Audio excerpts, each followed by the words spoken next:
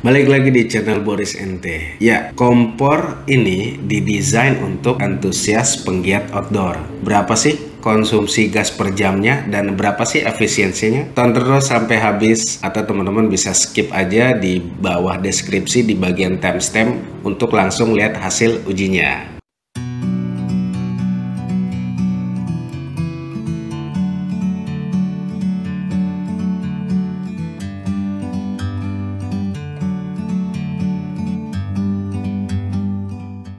Kecil-kecil tapi banyak penghargaan. Ya, microstube ini cocok banget dibawa camping atau naik gunung akhir pekan. Bahkan bisa dibawa untuk ekspedisi-ekspedisi yang lebih berat. Diproduksi serius oleh produsennya. Kepresisiannya, durabilitasnya, materialnya diperhatikan banget sama produsen kompor ini. Penghargaan yang udah didapat seperti Asian Outdoor Equipment Award tahun 2012, lalu didapat juga di 824 Outdoor Equipment, dan yang paling bergengsi penghargaan yang diraih sama kompor ini adalah di perhelatan industri outdoor di Jerman, yaitu ISPO Gold Winner tahun 2013. Ya, inilah Fire Maple FMS 300T.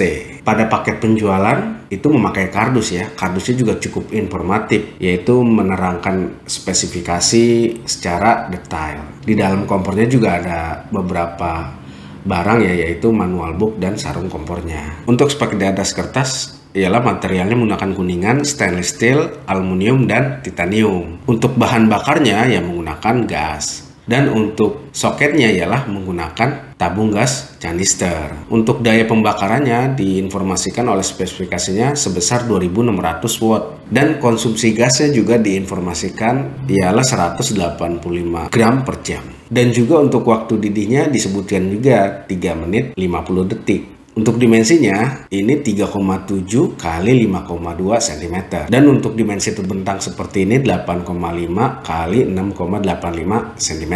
Dan untuk berat kompornya 45 gram. Ini cukup ringan ya. Kompor ini sangat ringan karena memang ada campuran titaniumnya. Dan bentuknya ya model lipstick ya. Bobotnya super ringan, ukurannya kompak, dan daya tahan material yang bagus. Bisa jadi pilihan yang tepat buat para penganut ultralight hiking. Dudukan potnya yang terasa kecil tapi mampu menopang beban sampai 3 kg. Tentunya kalau mau awet ya gunakan di bawah 3 kg ya. Untuk pengetesan kompornya saya coba merebus air sebanyak 800 ml sampai mendidih menggunakan kettle material bahan stainless steel dan nesting atau panci aluminium. Ada 4 skenario yang saya lakukan untuk mengukur performance kompor Fire Maple FMS 300T ini. Skenario yang pertama menggunakan nesting aluminium dengan tabung gas canister. Skenario yang kedua menggunakan nesting aluminium tapi menggunakan gas high cook. Dan skenario yang ketiga menggunakan kettle stainless steel dengan tabung gas canister. Yang keempat menggunakan kettle stainless steel dengan tabung gas high cook. Oke, kita masuk ke uji skenario 1. Jadi hasil yang didapat untuk merebus air mendidih menggunakan panci teflon aluminium dengan tabung canister adalah didapat waktu merebus air selama 4 menit 41 detik. Efisiensi yang didapat adalah sebesar 29,5% di daya 2400 watt atau 2,4 kW. Konsumsi gas dalam merebus air selama 4 menit 41 detik sebanyak 13 gram. Sehingga konsumsinya dalam situasi uji seperti ini adalah 176 gram per jam. Ini masih di bawah spesifikasi di atas kertas ya teman-teman.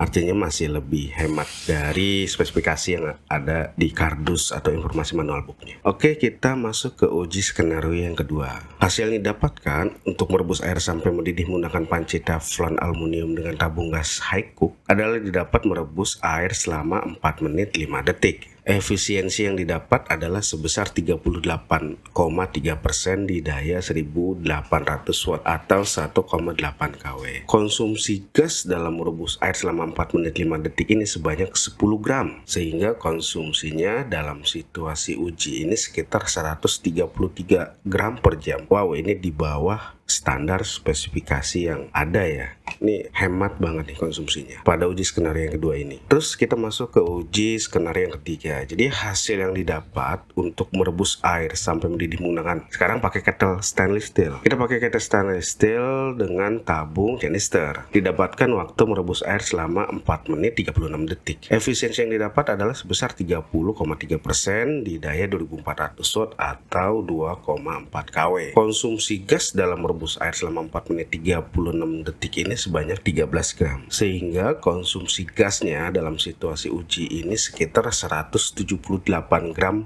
per jam. Ini lagi-lagi masih di bawah standar informasi spesifikasi di atas kertas ya. Keren. Lalu kita masuk ke uji skenario yang keempat. Di skenario yang keempat ini kita pakai kettle stainless steel tapi tabungnya gas high cook ya teman-teman. Nah, didapatkan waktu merebus air sebanyak 800 ml sampai mendidih itu selama 4 menit 15 detik. Efisiensi yang didapat adalah sebesar 31,9% di daya 2400 watt atau 2,4 kW. Konsumsi gas dalam merebus air selama 4 menit 15 detik ini adalah 12 gram. Sehingga dalam situasi uji seperti ini didapatkan perhitungan konsumsi gasnya 173 gram per jam. Oke, ini masih di bawah standar spesifikasi di atas kertas ya yang 185 gram. Keren sih. Oke, kita lihat hasil tabel perbandingannya ya teman-teman. Yang pertama, untuk waktu didih tercepat ialah menggunakan nesting aluminium dengan menggunakan gas high cook yaitu 4 menit 15 detik. Dan yang terlama itu menggunakan kettle stainless steel dengan tabung high cook. Tercatat 4 menit 50 detik. Dan lalu kita masuk ke efisiensi, yaitu efisiensi yang paling tinggi adalah menggunakan gas high cook dengan nesting aluminium yaitu 38%, dan yang terendah menggunakan panci aluminium dengan tabung canister yaitu 29%. Lalu untuk perbandingan daya kompornya didapat 2400 watt semua ya. Di semua pengujian skenario ini didapat 2400 watt kecuali yang memakai nesting aluminium dan gas high cook yaitu 1800 watt. Oke, kita masuk ke tabel perbandingan yang keempat. Kita lihat konsumsi gasnya dalam 1 jam itu yang terlama itu menggunakan kettle stainless steel dengan tabung gas canister yaitu sebesar 178 gram per jam. Tapi ini masih di bawah standar spesifikasi di atas kertas ya teman-teman. Dan yang paling hemat itu konsumsi gasnya itu menggunakan nesting aluminium dan gas high cook yaitu 133 gram per jam. Ini jauh banget di atas standarisasi dari pabrikan ya yang 185 gram. Ini hemat banget sih karena konsumsi gasnya itu merebus air sebanyak 800 ml itu hanya 10 gram.